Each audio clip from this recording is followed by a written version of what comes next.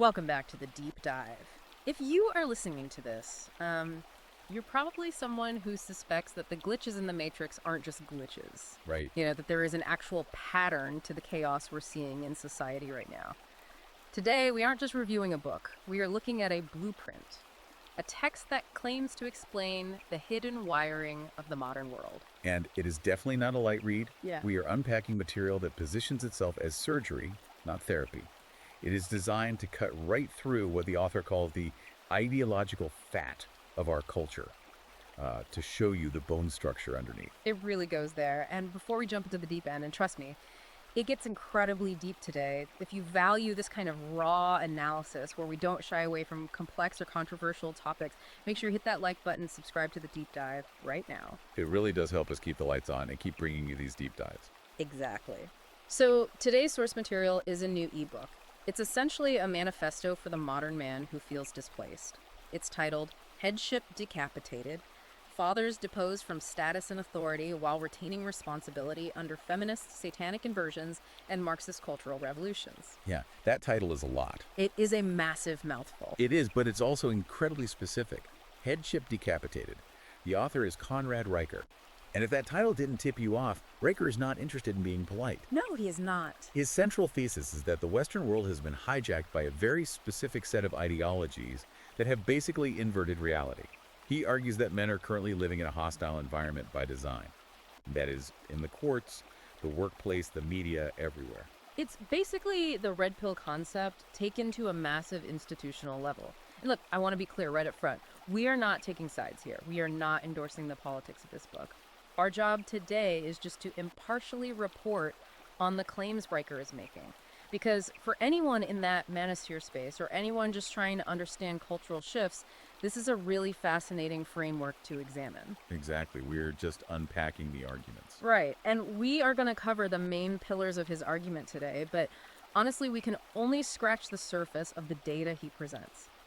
If what we discuss resonates with you, or if you just want to see the evidence for yourself, you need to go to Amazon Kindle or Google Play Books right now and buy this ebook. You're going to want the full text to really grasp the scope of what he is claiming. So the mission for this deep dive is to understand Riker's concept of the feminist satanic inversion. Which sounds intense. Right. And don't let the religious language throw you off immediately. We need to look at what he actually means by that structurally. He is arguing that Western institutions have been deliberately re-engineered to strip men of authority, what he calls headship, while simultaneously keeping them fully responsible for all the outcomes. Which explains the headship decapitated part of the title. You keep the burden, but you completely lose the wheel. Yes. But let's start with that specific phrase. Feminist satanic inversion. To a secular listener, that might sound like hyperbole. What is the actual mechanism he is describing there? Well, it's the core philosophical anchor of the entire book. Riker uses the word satanic to describe a literal inversion of the natural order. He is arguing that we have entered a cultural phase where, and these are his words, good is evil, truth is hate, and strength is sickness. I see. So it's not just about equality. No, not at all. It's about a complete reversal of poles. So traits that were historically viewed as virtuous things like stoicism, leadership, protectiveness, competitive drive, those are now viewed as pathologies. Exactly. They're diagnosed as problems that need to be fixed. And Riker doesn't say this just sort of naturally evolved. He traces the blueprint back to the 19th century. He argues this is a Marxist project at its very root. He points specifically to Friedrich Engels. The co-author of the Communist Manifesto. Right. So in 1884, Engels wrote a treatise on the family. And his main argument was that the nuclear family is the first model of class oppression. In his view, the husband is the bourgeois and the wife is the proletariat. Wow. Engels argued that to achieve a true working class revolution, you can't just take over the factories. You have to dismantle the private family. You have to free women from the home so they can become workers for the state. So the goal, historically speaking, according to this theory, was to destroy the father's role so the state could step in as the ultimate provider and authority figure. That is exactly what Riker calls the red stiletto. The lead stiletto. Tell me about that metaphor. So we all know the Orwellian image, right? Yeah. A boot stamping on a human face forever. Right, 1984. But Riker claims the modern version isn't a boot. He writes, the boot wasn't black leather with a Soviet insignia. It was a red stiletto, dripping with feminist propaganda. His argument is that the destruction of the family unit was sold to the public as liberation, but the actual result is total state dependence. He draws a huge historical parallel to Mao's China here, doesn't he? The Iron Girls. Yes, and this is where the history gets really dark. In Mao's China, the Iron Girls campaign literally forced women into steel mills and coal mines. Yeah. They wore men's clothes, they did heavy men's work. The propaganda slogan was that women hold up half the sky. Right, which sounds empowering on the surface. But the mechanical purpose, Riker argues, was to shatter clan loyalty. Think about it. If the woman is married to the state and the factory, the husband has no authority. The family dissolves. And the historical result of that was a demographic collapse. Catastrophic birth rate collapse and complete social atomization. Riker's point is that we are repeating this exact Marxist experiment in the West right now, but we have rebranded it. Instead of workers' revolution, we call it girl boss empowerment. But the structural outcome is identical. The family is neutralized and the state becomes the parent. Okay, so that is the historical theory. But let's bring this down to where guys are actually living and working today. How does this red stiletto philosophy show up in a standard corporate office? Riker calls this the care economy scam. He says the modern workplace has been fundamentally re-engineered to monetize female traits while criminalizing male traits. When you say female traits, what is he referring to specifically in a business context? He's talking about consensus building, emotional vulnerability, gossip, and social cohesion. Riker argues that corporations prefer these traits because they create a compliant, easily managed workforce. Conversely, male traits like stoicism, high-risk competitiveness, and direct confrontation, those are now seen as dangerous liabilities. There is that story about the Swedish engineer in the book. That really drove this home for me. It is a painful example of what Riker calls the vulnerability trap. So this guy was a top-tier engineer, very high technical competence, but he was denied a promotion to a team lead role. And the reason given by HR wasn't his code or his math. It was that he refused to cry during a vulnerability circle at a team retreat. Wait, a vulnerability circle at an engineering firm? How does that even work? Apparently, the team was sitting around sharing childhood traumas to build psychological safety. This engineer just declined. He said he preferred to keep his private life private. So management labeled him as having low emotional intelligence.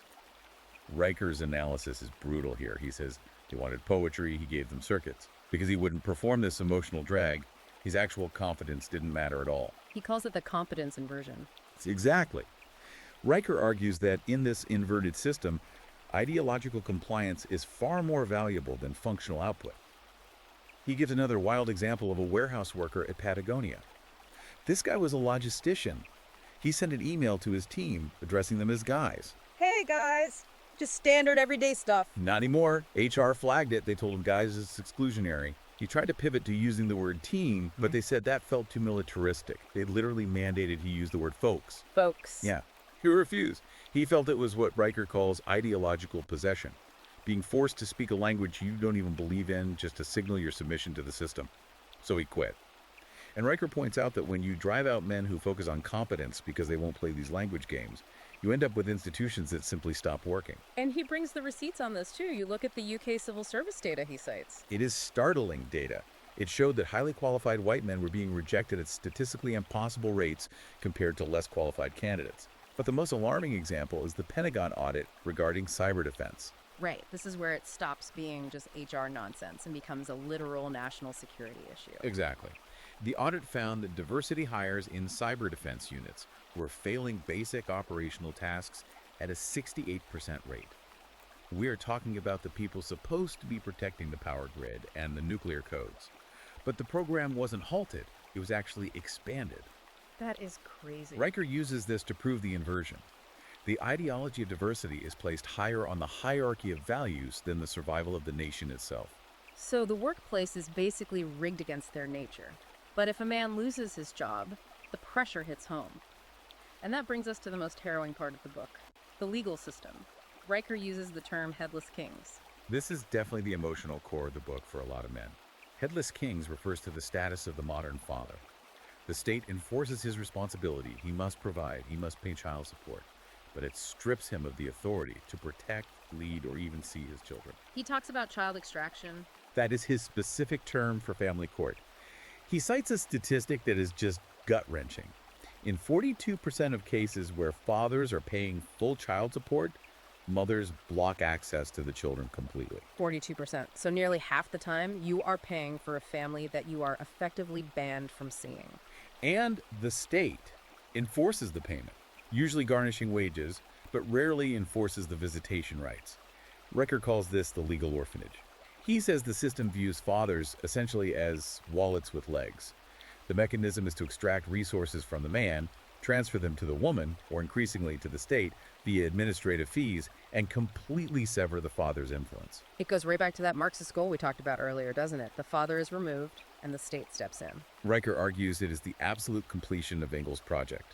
If the father is just a check in the mail, he is not a rival authority to the state. He is just a resource node. If you are listening to this and your stomach is turning because this sounds like your life or someone you know, I'm telling you, go to Amazon or Google Play right now and get Headship Decapitated. Riker breaks down the legal strategies and the history in a way that provides a lot of clarity on why this is happening, not just that it is happening. It really is an eye-opener. But the question is, how do they enforce this socially? Because you can't sue everyone. Oh. Riker argues there's a parallel justice system that operates outside the law. He calls it the GSR triad. Yes. GSR stands for gossip, shaming, rallying. Gossip, shaming, rallying. This is the mechanism of social control. Riker argues that while men typically use direct confrontation to settle disputes, the feminized institution uses GSR. Walk us through the Portland tech firm example, because that illustrated this perfectly. So a male employee is sitting in a meeting, his legs are slightly apart, comfortable, standard posture. But some female employees decide, this is manspreading. Now, they don't go to him and say, hey, could you move your leg? They don't even file an official HR complaint initially. Instead, they go underground. Exactly.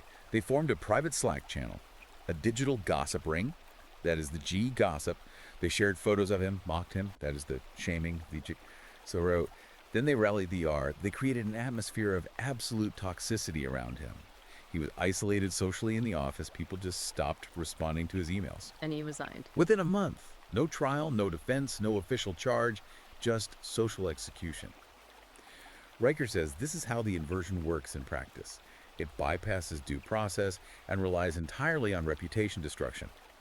It is a soft tyranny that is almost impossible to defend against because it never officially happens on paper. And if you try to defend yourself, or if you naturally get angry about it, that is where the psychology comes in, the pathologization of masculinity. Right. This is what he calls the diagnostic inversion. Yeah. Riker points out a massive double standard in mental health. Take impulsive, volatile behavior. If a woman exhibits this, she is often diagnosed with borderline personality disorder, BPD. The treatment is therapy, dialectical behavioral skills, and general sympathy. And if a man does the exact same thing, Conduct disorder, or antisocial personality disorder. The treatment is medication and punishment. Riker argues that we have categorized male expressions of distress as criminal and female expressions of distress as medical. which connects directly to the term toxic masculinity.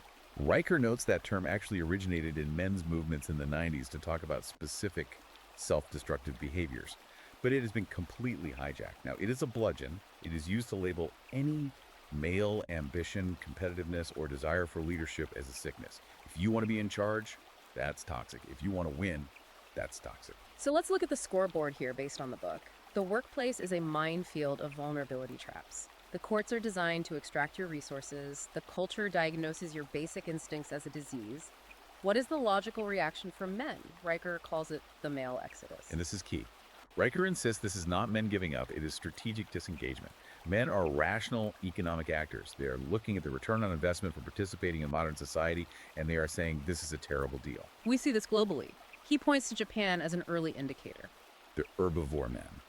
These are millions of Japanese men who have rejected career climbing and dating entirely.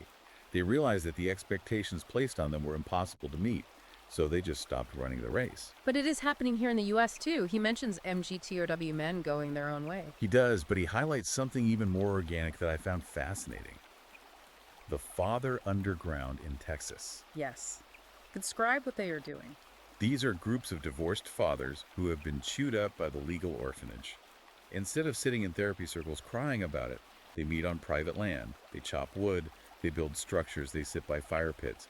They are basically learning to survive without the system. They are building networks of trade and support that rely entirely on male trust. completely bypassing the banks, the courts, and the corporate HR departments. They are effectively building a parallel society because the main one has rejected them. Exactly.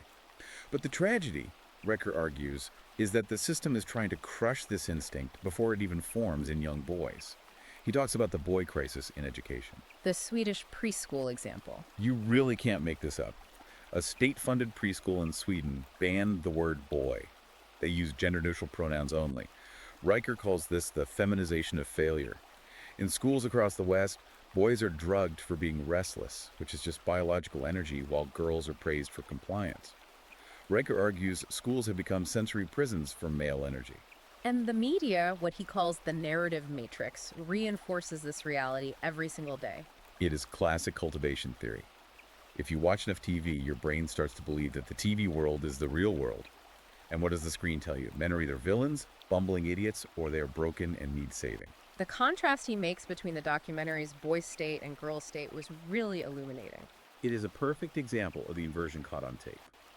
In Boy State, the teenage boys are actively coached by the directors and counselors to apologize, to check their privilege, to feel guilt for their ambition. In Girl State, the girls are taught to conquer, to take up space, to demand power. One group is being trained for submission, the other for dominance. And we see this deconstruction even in our modern myths. I mean, look at what they did to Star Wars. The Last Jedi is Riker's prime pop culture example. You have Luke Skywalker, the archetypal male hero. What is he in the new movies? A failure, a hermit drinking green milk. He is weak. Then you have Rey. She has innate power. She doesn't need training. She defeats the villain without ever really struggling. It's pure magical thinking. It is, but the message it sends to young men is very clear. Your heroes must die so that the new archetype can rise. Riker calls this symmetry suppression.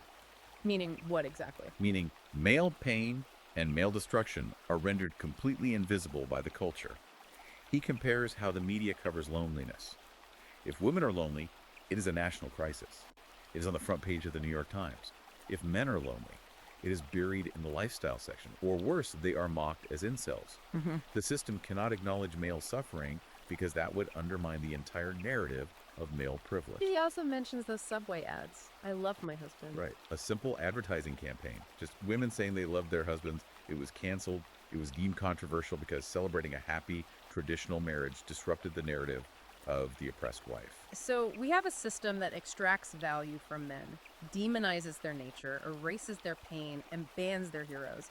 Riker calls this an existential collapse. He does. He argues this isn't just a social movement, it is a civilization-level suicide pact.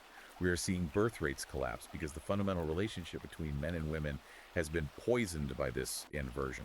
So what is the way out? What does Headship Decapitated actually propose as a solution? Because strategic disengagement feels like a temporary fix. You can't just chop wood forever. Riker is clear. Men must reclaim headship. Now, he clarifies, and this is important, headship is not tyranny. It isn't about domination or abuse. It is about accepting the burden of responsibility and order. It is about rejecting the lie. He says the most dangerous thing a man can do is speak the truth. Truth is an act of war, in his view. In a world of feminist satanic inversions, simply stating reality that men and women are different, that fathers are essential, that competence matters more than feelings, is a revolutionary act. It brings up a really provocative thought for you, the listener, to chew on. If the system is designed to extract value from you and then discard you, is opting out the ultimate rebellion? Or is the only real way through to stand your ground, refuse to use their language, and rebuild your own authority right where you are? Riker seems to suggest that you actually have to do both. You withdraw your consent from the corrupt parts of the system, don't play the HR games, don't buy the media narrative, but you fiercely reclaim your own life, your family, and your local community. You build the fire pit in your own backyard. It is a massive, complex argument. And honestly, we've just given you the skeleton today. The meat of the book, the legal citations, the historical deep dives into Marx and Mao is something you need to read for yourself. Absolutely. Go to Amazon, Kindle, or Google Playbooks right now. Search for Headship Decapitated. Buy the ebook. Highlight it. It is the kind of book you are going to want to have in your back pocket when you see these glitches happening in your own workplace or family. And if you want to keep up with the author, Conrad Riker, you can follow him at Conrad and Riker on Substack. He is putting out updates there that track these inversions in real time. It is definitely a Substack you want to have in your inbox if this resonated with you. That wraps up this deep dive. Remember, knowledge is the only thing they can't take away from you. If you liked this analysis, if you found it useful, smash that like button, subscribe to the channel, and share this with a friend who needs to see the wiring under the floorboards. Stay sharp out there. We will see you next time.